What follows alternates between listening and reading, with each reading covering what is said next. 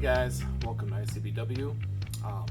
Today we're talking about something, a technique that I use to help me add my gelatin without having to open up my fermenter, and it's called the Gelatin Rocket.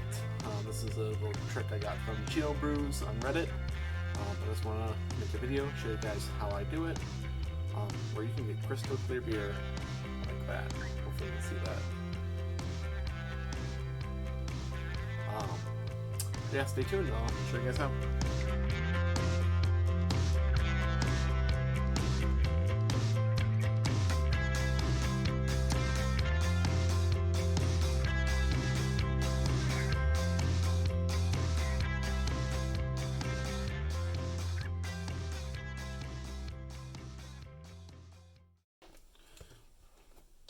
The Gelatin Rocket. This is the way I add any liquids that I want to put into my secondary fermenter in beers that I don't want to open the lid.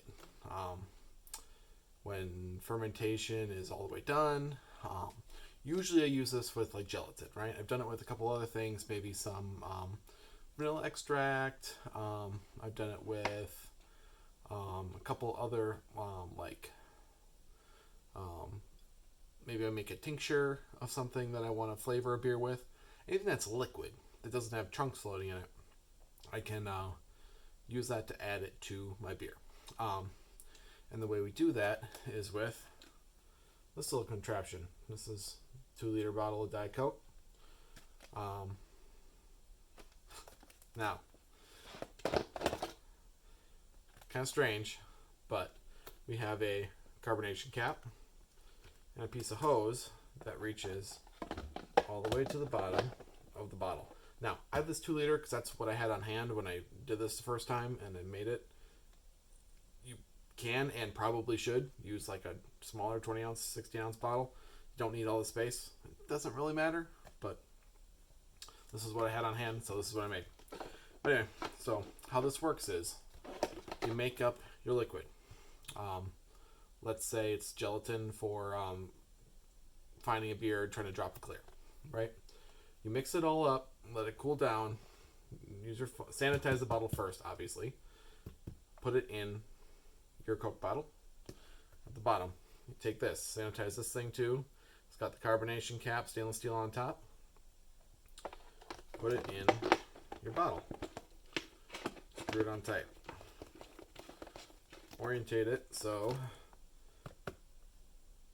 the bottom is it's all the way at the bottom here. I don't know how well you can see, but it's all the way at the bottom there. Now,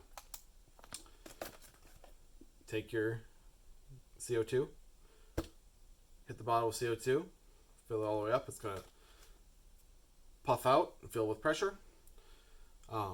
Release it, fill it, release it to purge all the oxygen out as much as you can. You shouldn't really get much oxygen in there because you're going to stop the transfer as soon as all the liquid's gone, but you'll probably get a little. So just to be safe, you want to purge that, make sure all the oxygen is out of the bottle. Then, what you do, this works great on,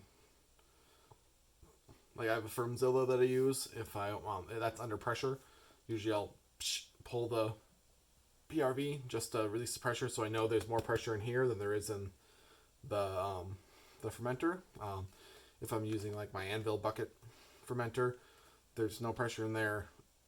It's got the blow off, so usually I'll just make it so that there's only, maybe I'll turn my regulator down so there's only a couple of pounds of pressure on here, just enough to push liquid through. Doesn't have to be a lot, but whatever. So you hook your liquid ball lock on your fermenter. You hook your liquid ball lock. You have it ready, right? You don't want to hook it on there yet and it's transfer it through. Then you line it up so that all the liquid's down in the corner. Hold it in that orientation so the liquid level's here, and it's gonna. So then when you put your cap on it, the quick disconnect, the pressure is gonna shoot the liquid out into your beer. So let's see that in action. Here you can see my pre-mixed gelatin solution. I believe that's 1 teaspoon gelatin in a cup of water. And I'm adding it to my soda bottle. Cleaned, sanitized soda bottle. You can see there that I am adding on the cap, locking it down, tightening it up with one hand as best I can. We'll tighten it up more later. And there's our gelatin. Now we're going to add CO2.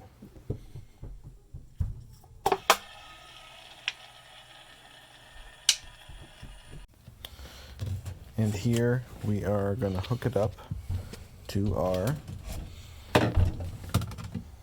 fermenter. We see we have the quick disconnect on the top of the bottle. We're going to, well, let me get a better picture here. And we'll pop it on the top of the fermenter, and you can see the liquid shoot right in the fermenter.